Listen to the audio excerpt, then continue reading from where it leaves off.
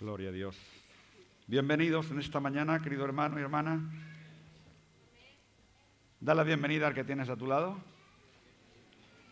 No sé si en esta mañana alguien nuevo nos visita.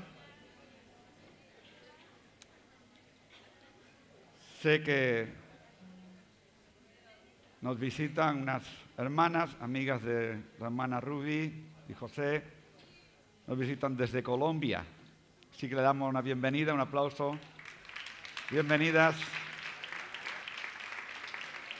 Sí, retumba un poco. Juan, retumba un poco. Hace un poco de eco. Muy bien. Los niños pueden subir a sus clases, excepto los más pequeños. Los más pequeños no subirán. Los demás pueden subir a sus clases.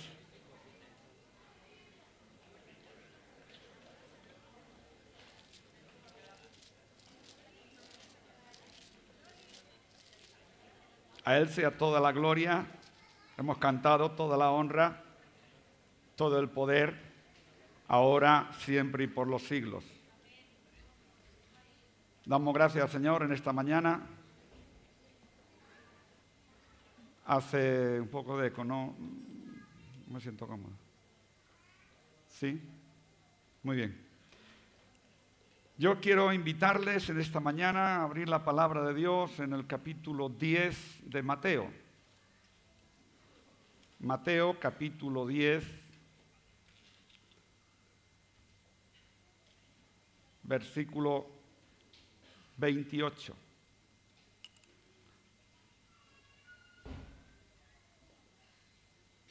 Damos gracias al Señor en esta mañana una vez más por encontrarnos en su presencia. Como decía Jorge, es mucho más importante estar en su presencia que no estar fuera de su presencia, por más religioso que sea el lugar donde nos encontramos, por más importante que sea el lugar que visitamos, no hay cosa mejor que estar en su presencia. Mateo capítulo 10, vamos a leer honrando al Padre, al Hijo y al Espíritu Santo en el versículo 28.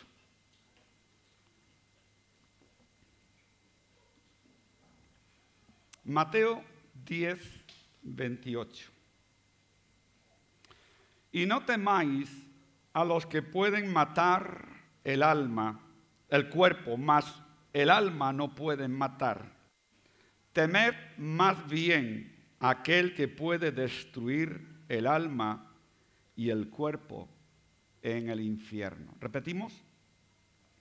Y no temáis a los que matan el cuerpo, mas el alma no pueden matar. Temed más bien a aquel que puede destruir el alma y el cuerpo en el infierno. Padre, quiero darte gracias en esta mañana. Es un privilegio estar en tu casa. Es un privilegio adorar tu nombre. Es un privilegio estar en tu presencia. Señor, pero también es una responsabilidad y un privilegio al mismo tiempo. Ser, Señor, el portador del mensaje del reino de los cielos hacia la tierra. Quiero pedirte en el nombre de Jesús que tú unjas mis labios, Señor, para tratar este tema que tanto atañe a nuestra vida en lo particular. Señor, pues no es algo que pueda ser influyente de unos a otros, sino más pronto, Señor, en nuestra alma, en nuestro espíritu, en nuestro ser, nuestra vida. Señor, tú tienes un mensaje para cada uno de nosotros. Te honramos en el nombre poderoso de Jesús. Yo quiero hablar esta mañana acerca de el alma nunca muere. El alma nunca muere. Y hemos leído en el capítulo 10, 28 de Mateo que no temamos a los que pueden matar el cuerpo, más bien temamos al que puede destruir nuestra alma y nuestro cuerpo en el infierno. Lo primero que encontramos en el versículo es acerca del temor. La gente teme a todo. La gente teme quedarse sin trabajo. La gente le teme a las murmuraciones de los hombres. La gente le teme al jefe por si acaso pueda hacerle perder el puesto de trabajo, lo pueda despedir. La gente le teme a que le quiten la vivienda. La gente le teme a quedarse con un sueldo bajo. La gente le teme a una separación, le teme a un divorcio. Y no estoy diciendo que no se deba de temer. La gente le teme a cualquier cosa que puede afectar su estancia y pueda afectar su vida en cuanto a lo físico hablamos. Pero en este versículo no está hablando para que temamos acerca de lo que pueden hacer a nuestro cuerpo. En el capítulo 4, versículo 18 de la primera epístola de Juan, allí nos dice que el perfecto amor de Dios echa fuera el temor. Y estamos diciendo lo que dice el versículo y estamos diciendo que hoy día la gente le teme a todo lo que pueda dañar su cuerpo, todo lo que pueda hacerle sufrir, todo lo que pueda desprestigiar, todo lo que pueda conducir a una crítica, a una murmuración. Pueden temerle a todo lo que le rodea que pueda contemplar con sus ojos. Pero hay algo que no podemos olvidar. Pero que eso algo que no podemos olvidar en muchísimas ocasiones no se tiene temor de perder.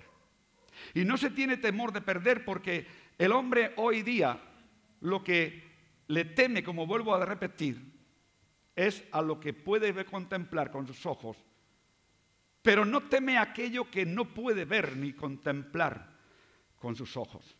La gente le teme que le hablen de la muerte. La gente teme que le hablen acerca de lo que va a padecer y después de padecer. Y hay muchos que temen ir a los médicos porque le vaya a declarar que tiene cáncer, que tiene una enfermedad, o sea una enfermedad interminable, sea una enfermedad de muerte, sea una enfermedad degenerativa. Los temores están a la flor del día. A todo le tememos. Pero hay algo a lo que el hombre parece ser que no le teme, que es a la pérdida de su alma, es a la muerte de su alma. Y cuando hablamos de la muerte del alma podemos hablar en tres sentidos. Primeramente, la muerte podemos hablar acerca de lo que es la muerte física, que todos, dice Hebreos 9:27, que todos hemos de pasar por ella, a no ser que el Señor venga antes, como dice también Primera de Tesalonicenses. Está la muerte segunda. La muerte segunda es la separación del alma acerca de depender de Dios. Y está la muerte eterna, que es aquella muerte que los hombres quizás muchas veces no le temen. Y no le temen porque la muerte eterna es aquel que vive en sus delitos y pecados, sin temor a Dios, sin respeto a Dios, sin obediencia a la palabra, sin obediencia a lo que la enseñanza y la revelación del Espíritu Santo. La gente que no quiere saber nada de Dios y muere físicamente, esa es la muerte eterna, la tercera. Pero si echamos un vistazo a lo que dice la palabra, lo que dice en los 4 evangelios, en lo que dice la enseñanza, las predicaciones, los estudios, lo que dice las predicaciones y enseñanzas, y comprobamos lo que el Señor Jesucristo predicó, jamás Él predicó un mensaje sobre funerales. Él cuando se acercó a los funerales nunca fue sino para dar vida. Él cuando vino a los funerales y se encontró frente a ellos, jamás fue para que el muerto siguiese muerto. Cuando Cristo viene, siempre sucede algo. Pero quiero decirte que Él siempre y en todos los funerales a los que Él llegó, Él aprovechó la oportunidad para predicar sobre la vida y dar vida a aquellos que estaban muertos. En el funeral de la hija de Jairo, el Señor lo detuvo para restaurar la vida a la difunta. Tomando la mano de la niña Tabita o Talita, él dijo Talita Kumi, que traducido quiere decir, a ti te digo, levántate. Y la niña dice la palabra en Marcos, que se levantó y andaba, pues tenía 12 años. En la procesión funeral del hijo de la viuda de Naín, él detuvo para dar vida al hijo de la viuda.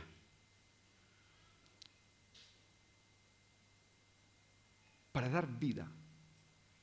Quiere decir que cuando Cristo llegó a los lugares donde había la muerte, donde reinaba la muerte, siempre dio vida. Llegó tarde cuando llegó a la casa de sus amigos, Marta y María, donde estaban allí afligidos porque Lázaro había fallecido. Y llegó tarde. Llegó tarde al punto que ya hacía 4 días que lo habían sepultado. Pero a él no le importó. Porque él pronunció las palabras, llamó a Lázaro y Lázaro recibió vida. No tuvo tiempo para funerales. Y su amigo Lázaro recibió la vida. Llegó después que había sepultado. Marta, incluso en su mucha fe y en la audacia de su incredulidad, le dijo a Jesús, no lo llames, hace 4 días que está muerto, ya hiede. Quiero decir que muchas veces, y tememos a esa palabra, tememos al área de la muerte. Pero yo quiero decirte en esta mañana algo que se traspasa más allá de lo que puede ser la muerte física. Y quiero decirte y hablarte de algo muy personal tuyo. Tan personal que no incumbe a la persona que tienes a tu lado. Porque la salvación o la vida del alma no depende de la persona que tienes ahí a tu lado. Depende de ti y tu relación con Dios. No depende de tus hechos, depende de tu fe. No depende de tus obras. Depende de tu relación. Y es importante en esta mañana que entendamos que hay algo dentro de cada uno de nosotros, que no hay radiografía ni ecografía, no hay nada, no hay médico que pueda descifrar cómo está hecha, cómo está creada y cómo fue puesta en ti. Y se llama alma. No hay fotografía, no hay artilugios médicos ni maquinaria que pueda descubrir. Y uno de los lemas del Señor Jesucristo en todo su ministerio en la tierra, uno de las enseñanzas más importantes fue hablar acerca de la vida. Porque Jesús no vino a transmitir muerte, sino Él vino a dar vida y vida en abundancia. Lamentablemente tenemos que decir que dentro de los mismos creyentes hay mucha gente que no teme perder el alma. Y tenemos que decir y repetir que aunque muchas controversias hay acerca de si muere o no muere, pierde o se deja de perder, no voy a entrar en el tema. Pero sí que hay mucha gente que no tiene temor a perder y a ver que su alma muere. No les importa pecar. No les importa mentir, no les importa ofender, no les importa criticar, no les importa desobedecer. Pero quiero decirte que el mensaje de Jesucristo a tu vida siempre va a ser un mensaje de salvación, de restauración. Un mensaje para levantarte y nunca para inferiorizarte. Jesús vino a restaurar la vida que el hombre había perdido. Y no dependemos, permíteme que te lo repita, si no dependemos del que tenemos a nuestro lado. Esto es un mensaje personal, una palabra personal para cada uno de nosotros. Es una palabra, una enseñanza que tiene que ver de tu vida particular con Él, de tu relación con Él. Porque se trata de la inmortalidad del alma. Y Dios no creó al hombre para que muriera, sino Dios creó al hombre para que el hombre viva. Él creó al hombre a su imagen y semejanza, a semejanza de Dios. Y esto consiste en tres cosas. En Génesis capítulo 1, versículos 26 y 27, si lo ponemos en la pantalla. Génesis capítulo 1, 26 dice: entonces dijo Dios, hagamos al hombre a nuestra imagen, conforme a nuestra semejanza, y señoree en los peces del mar, en las aves de los cielos, en las bestias, y en toda la tierra, y en todo animal que se arrastra sobre la tierra. Y creó Dios al hombre a su imagen, a imagen de Dios lo creó, varón y hembra. ¿En qué tres cosas consiste la imagen y semejanza de Dios que tiene que ver con la inmortalidad del alma? Con ese tema que decimos que el alma nunca muere.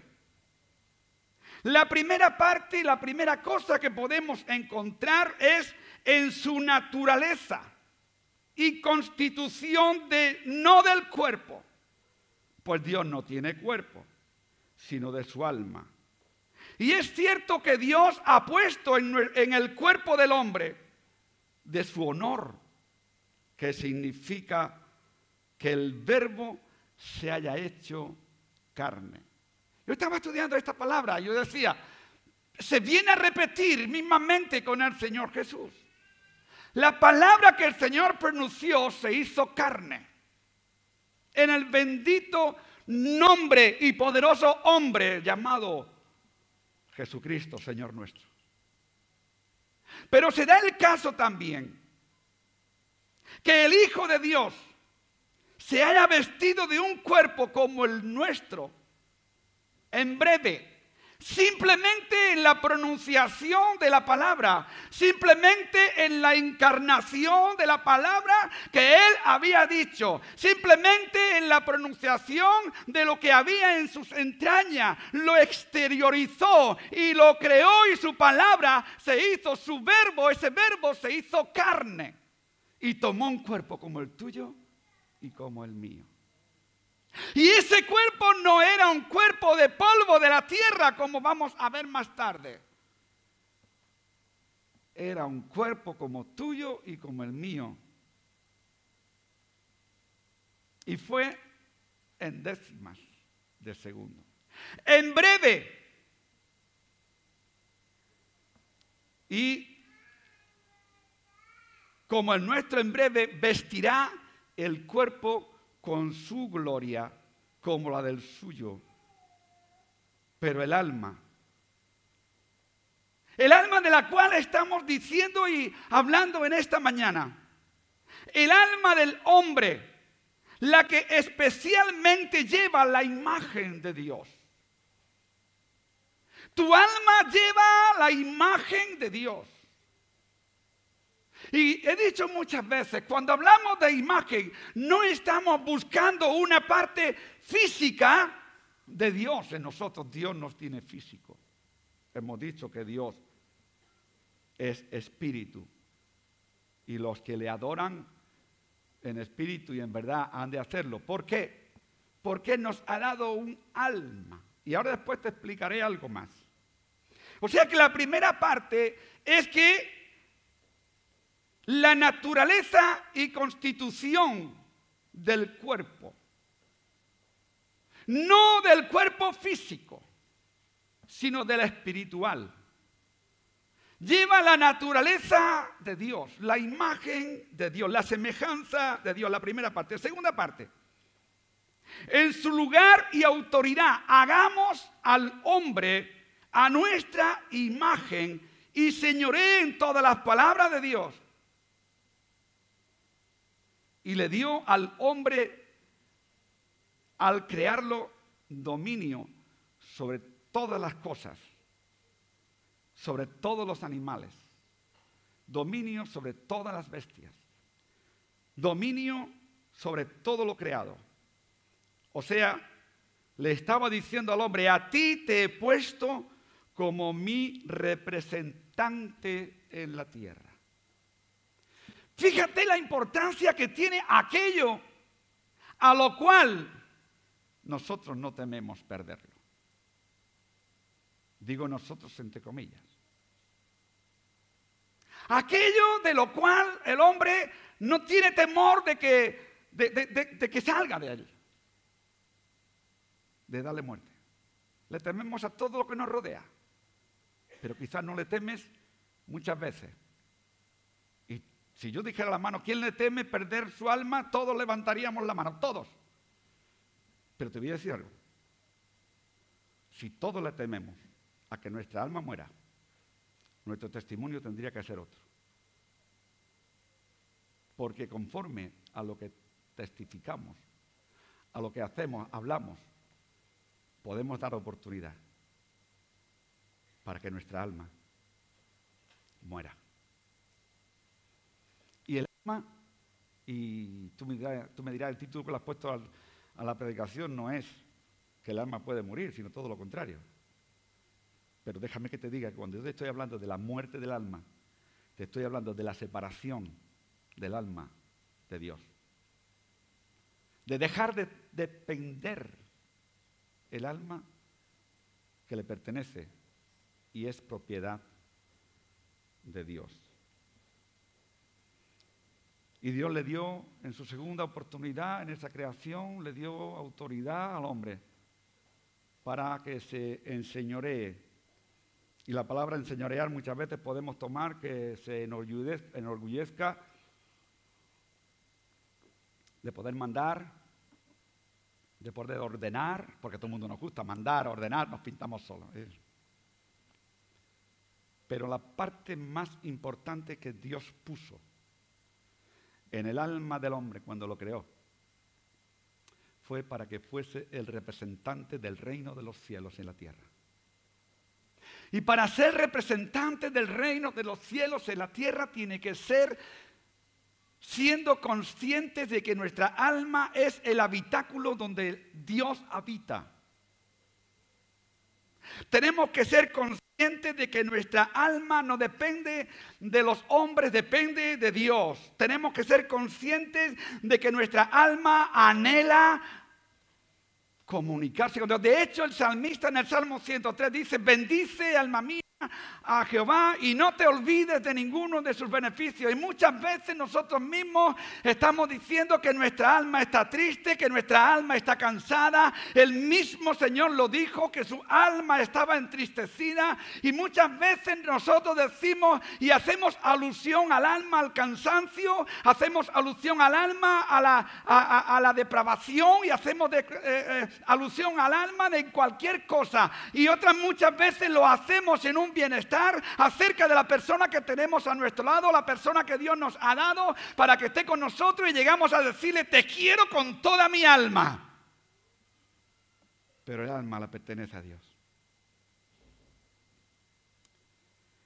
En tercer lugar, hemos dicho en primer lugar que el alma en su constitución, en su vida espiritual, es algo especial que Dios ha puesto.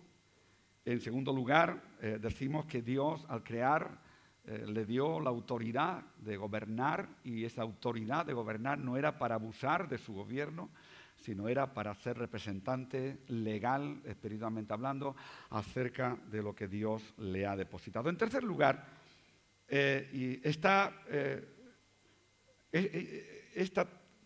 tercera consiste, este punto tercero, consiste en su pureza, en su rectitud.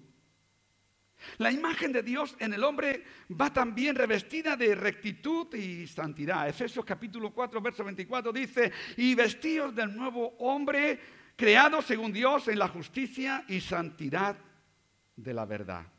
Y también en Colosenses 4:10, revestidos del nuevo, el cual, conforme a la imagen del que lo creó, se va renovando hasta el conocimiento pleno. Así de santos y así de felices fueron nuestros primeros padres en el huerto del Edén. Para llevar la imagen de Dios.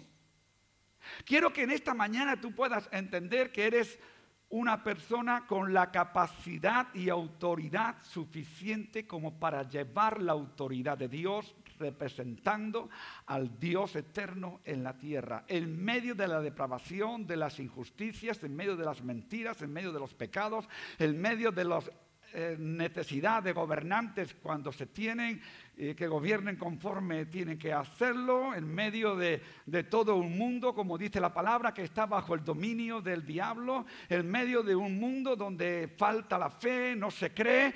Mira por dónde tú has sido llamado, somos hechura suya, dice Efesios 2:10, somos hechura suya, creados para buenas obras, las cuales Dios ha preparado de antemano para aquellos que en Él creen, que a Él le aman. Mira qué especial podemos ser,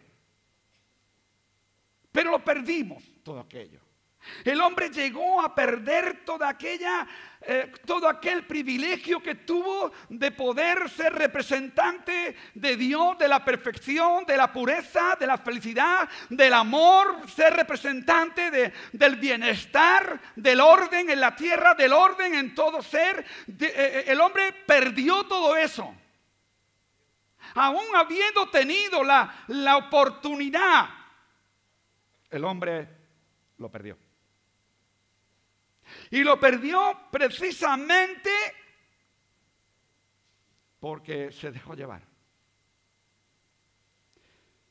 En Génesis capítulo 1 hemos leído, creo que el versículo 26, 27.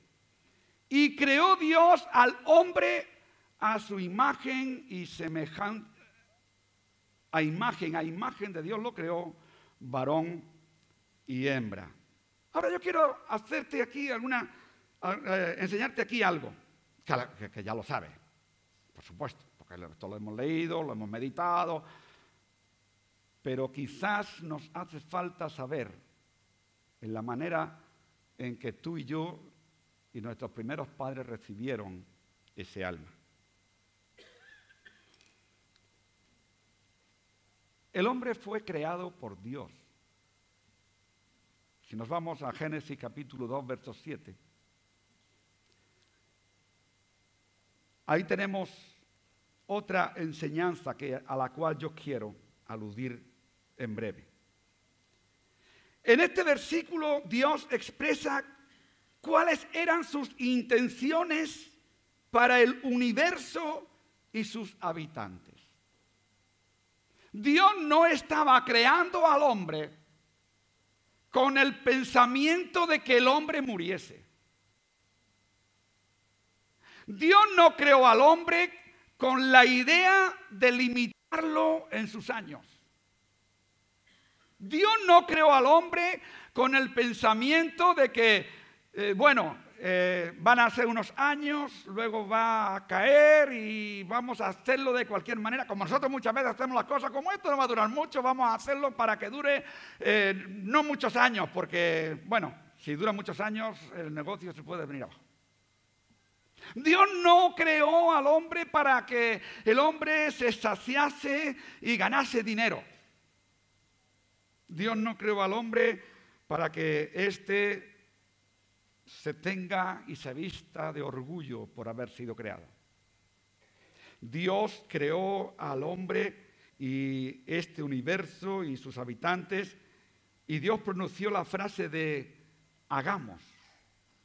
E inmediatamente el hombre fue formado. Dice la palabra en ese Génesis 2:7, dice: entonces Jehová Dios formó al hombre del polvo de la tierra y sopló en su nariz aliento de vida, y fue el hombre un ser viviente. Ahora, ¿qué es el alma? Porque Dios formó al hombre del polvo de la tierra. Hizo, como yo he dicho muchas veces, hizo aquel muñeco del polvo de la tierra. Pero simplemente había un muñeco hecho. No había nada más. Había una figura como quizás la que tú tienes en tu casa para adornar. Pero déjame que te diga que Dios creó al hombre no para que se enseñoree simplemente por su guapura, sino para que gobernara.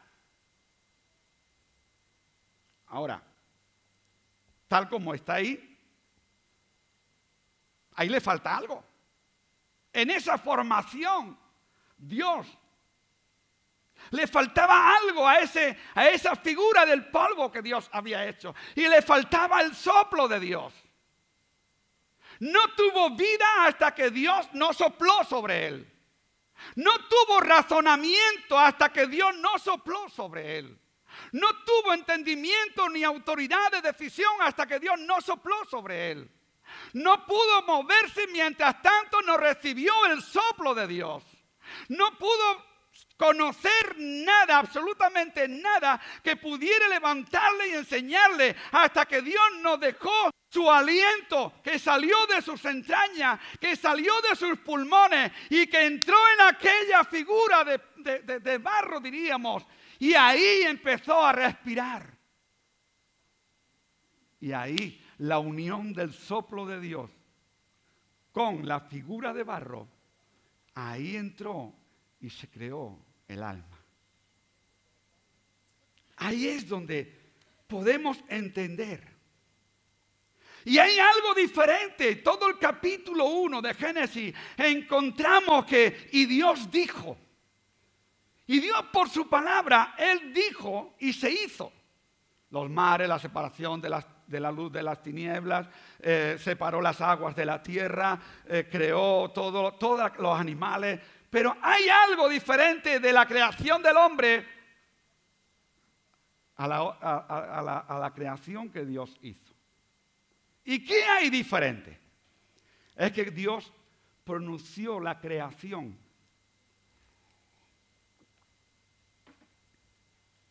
Y cuando Dios lo iba diciendo, la creación iba surgiendo.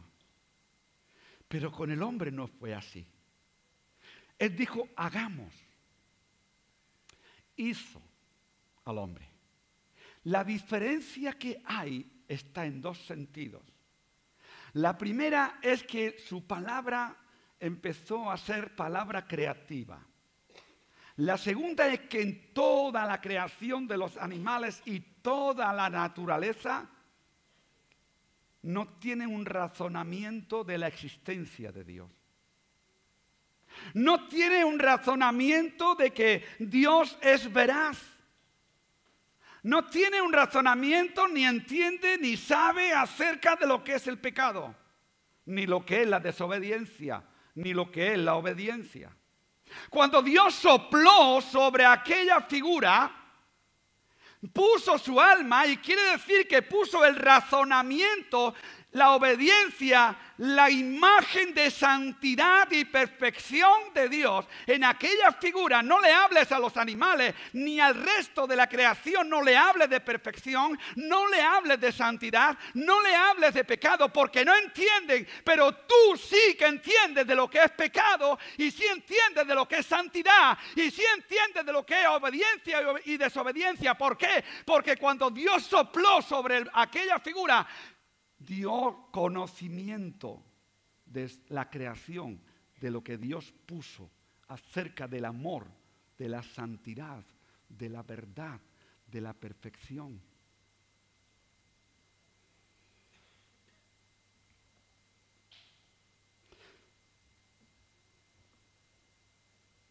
Dice en Génesis 2:7, Entonces Jehová Dios formó al hombre del polvo de la tierra y sopló en su nariz aliento de vida, y fue el hombre un ser viviente. No solo le dio vida física, sino que también espiritual, para poder relacionarse con Dios, que es espíritu. No hay nada que se pueda relacionar con conocimiento y razonamiento con Dios, porque no entiende de espíritu. No sabe, no tiene. Ahora tú y yo podemos entenderlo, porque cuando Dios sopló, dio esa vida, dio ese conocimiento. Puso dentro del hombre vida eterna. Y esa vida eterna perdura ahora y perdurará por la eternidad. Y perdurará por la eternidad porque está establecido por Dios así. Yo vuelvo a repetir lo que he dicho antes. Dios no dio vida a aquel muñeco pensando en que sería por unos años, sino Dios puso de su propia naturaleza dentro de él porque sopló sobre él. Ahora, ¿qué es lo que Dios pone en el hombre? Pone su aliento de vida, pone el alma, porque el alma es lo que nos hace individuos racionales. El alma es lo que nos da la capacidad de razonar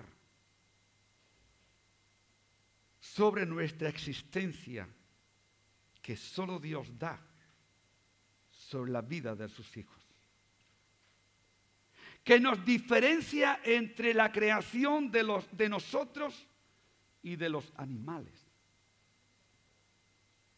Que ellos no recibieron ese soplo, como hemos dicho antes, sino tú y yo. Porque ese soplo de Adán, ese soplo que ellos recibieron ha sido transmisible. Y esa parte transmisible ha sido transmisible a todo ser humano. Y muchas veces hemos hablado y hay una palabra que hace tiempo que yo prediqué acerca de la ley de Dios escrita en el corazón. Y esa ley que Dios escribió en el corazón es la ley que nos da conocimiento de lo que es el bien y lo que es el mal.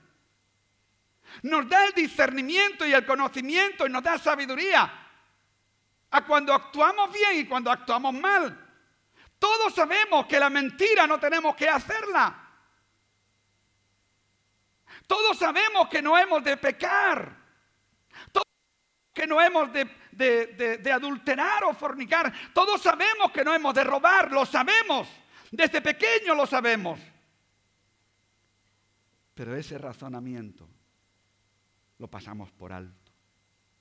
Nos olvidamos de que el que sopló sobre nosotros es un Dios perfecto, santo y poderoso. Nos olvidamos de esta área.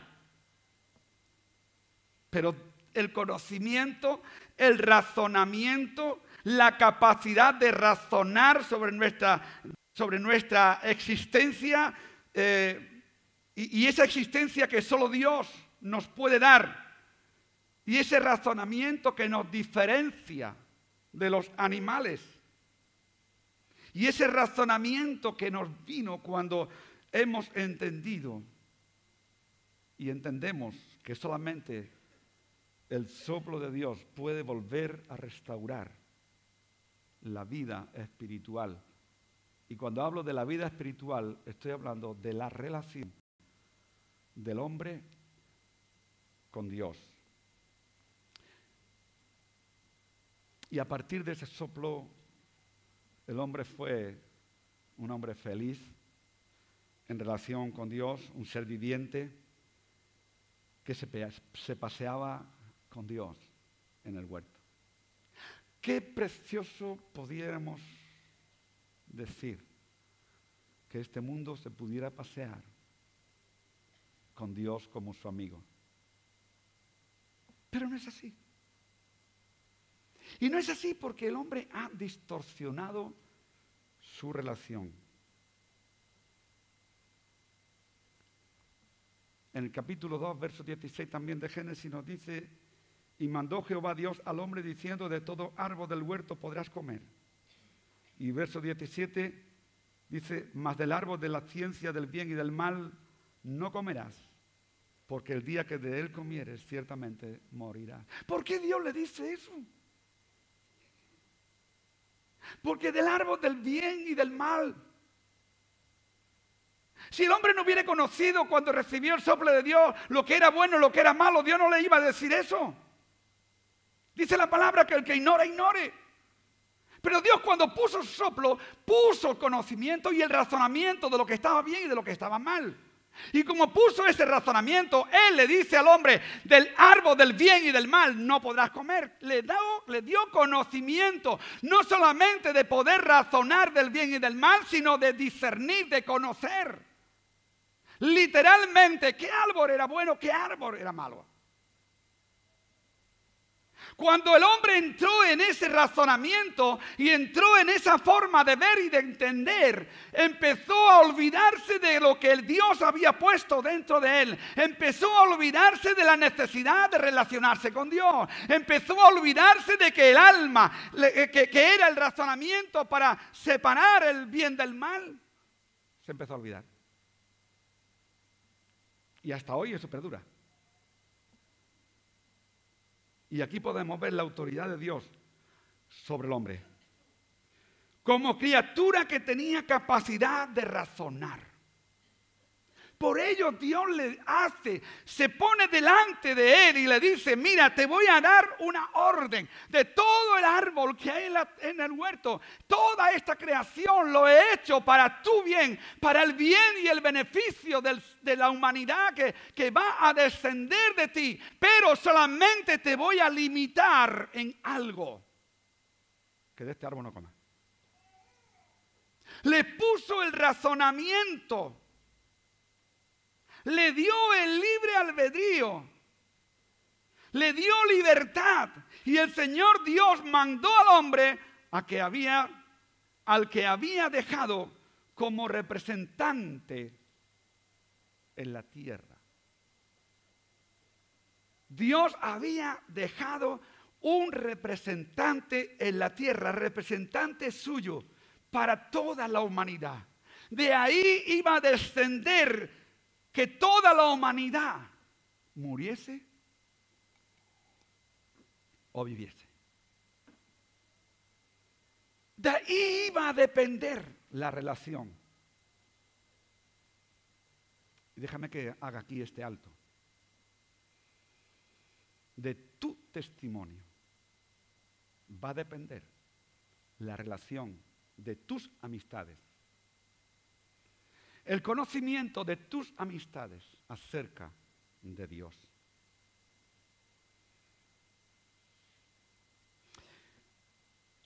A que había dejado como representante. Distorsionó con su decisión. Distorsionó la relación no solamente de él, sino del resto de la humanidad. Dios le mandó a él.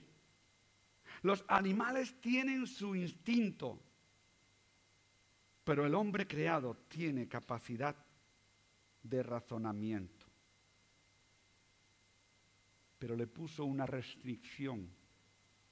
Le puso una restricción, una prueba de obediencia, con la advertencia de perder su felicidad. Dios llamó y le dijo, te voy a poner una prueba de tu fidelidad como mi creación que eres. Te voy a poner una restricción. Y ahí se perdió el hombre. ¿Y sabes por qué se perdió? Porque solamente falta que tú le digas a un niño, hoy no te voy a dar pan, para que esté todo el día pidiéndote pan. Y esa restricción que Dios puso al hombre, él se olvidó. Dios le dijo a Adán, ahora dependes de tu fidelidad. En el libre albedrío que te he dado, en la autoridad que te he dado, en el razonamiento que te he dado, en el conocimiento que te he dado, en todo cuanto dependa de ti, tú tienes en ti la voluntad, la decisión de tomar el camino que tú quieras. De tu buena conducta dependes. De tu fidelidad y de tu buena conducta. Estás en el paraíso a prueba. Sé obediente. Dios te dice en esta mañana, te puedes pasear por el paraíso que yo he creado por ti. ¿Por qué es ese paraíso? El reino de los cielos se ha acercado y tú y yo podemos pasearnos en el reino de los cielos con el ejército de millares y millares de ángeles para que nada te dañe, nada te pueda y tú poder gobernar en tu vida espiritual todo lo que está delante de ti que Dios te ha puesto. Yo no sé si estás entendiendo bien lo que te estoy diciendo. Pero te vuelvo a repetir el título. El alma nunca muere. Ahora, dentro de que el alma nunca muere debido a ese razonamiento que puso en el hombre, en la creación y quedar allí en el huerto, Dios le dijo, estás puesto a prueba porque te pongo la restricción de que, fíjate tú si en la creación había cosas, solamente le pidió, esto no lo hagas. Y más adelante, en otro versículo, no recuerdo ahora exactamente, donde dice, el alma que pecare, morirá.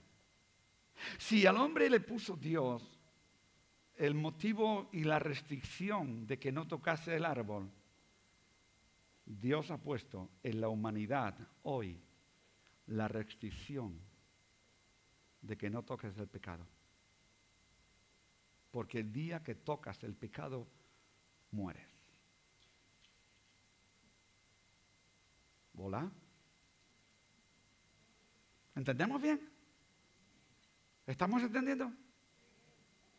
Nuestra alma se relaciona con Dios cuando está viviendo en pureza y en santidad.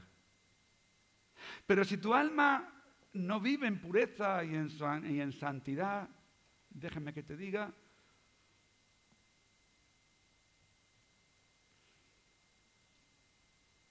pierde su relación. Muchas veces nos encontramos con personas que dicen, ay, fulanito de tal, y mi padre, y mi madre, y mi no sé qué, y mi no sé cuánto, falleció. Sí, él cantaba, él de vez en cuando iba a la iglesia, pero bueno, tenía este problema, tenía el otro. ¿Estará con el Señor? Y dice la palabra en Hebreos capítulo 12, versículo 14. Estás en paz con todos y vivid en santidad, sin la cual nadie verá al Señor.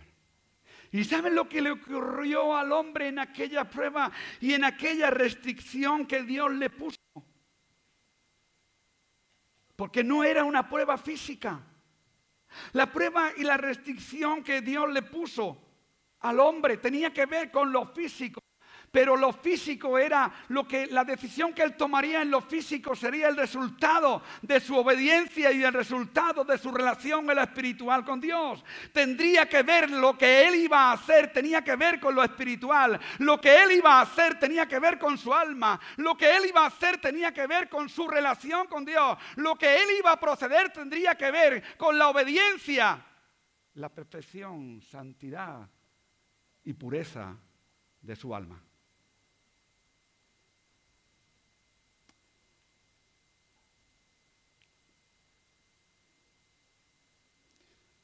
La prueba no era física,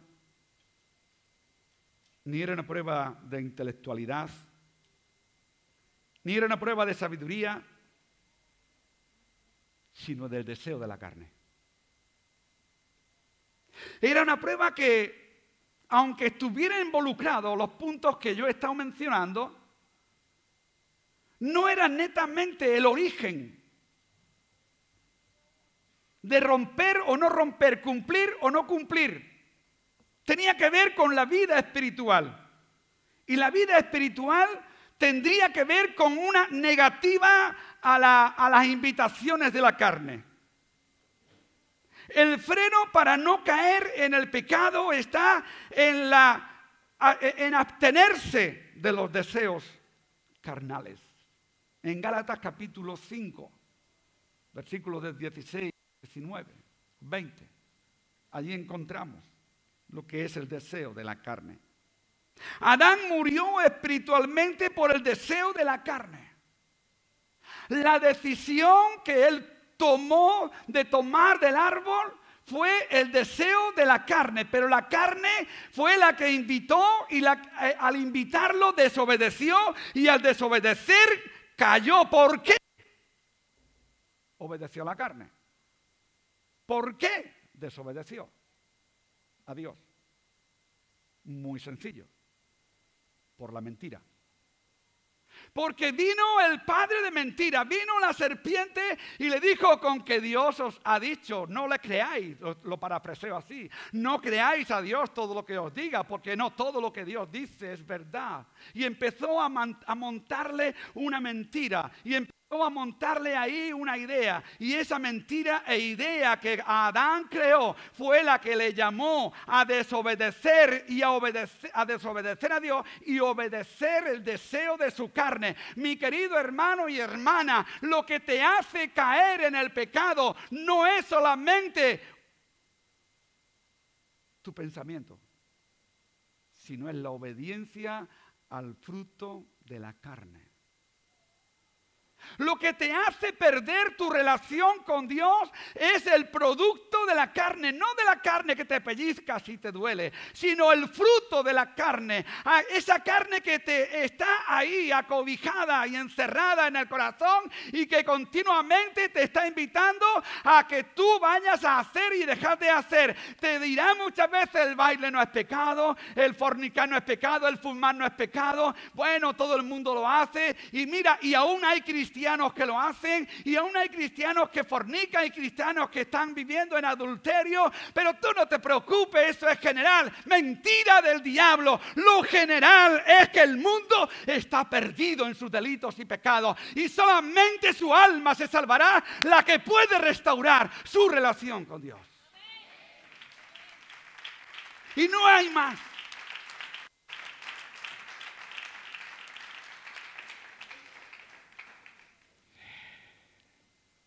No es una prueba física.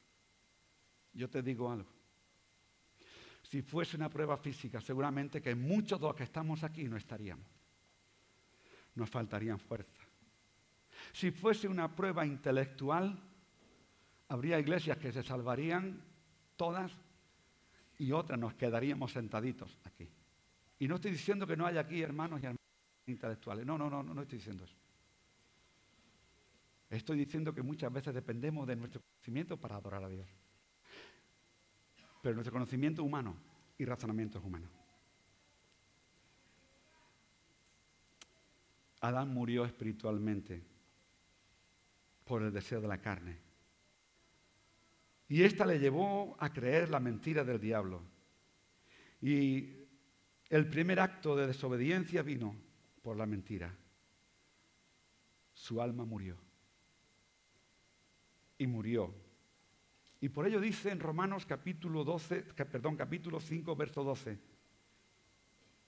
Por tanto, como el pecado entró en el mundo por un hombre, y por el pecado la muerte, así la muerte pasó a todos los hombres, por cuanto todos pecaron.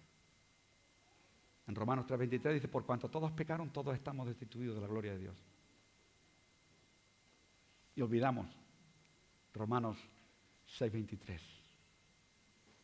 Porque la paga del pecado es muerte. La dádiva, el regalo, el don de Dios es vida eterna en Cristo Jesús. Hermano, estoy diciendo algo. Estoy diciéndote en base a que el alma no muere. El alma no muere. Te lo voy a estar diciendo y leyendo después.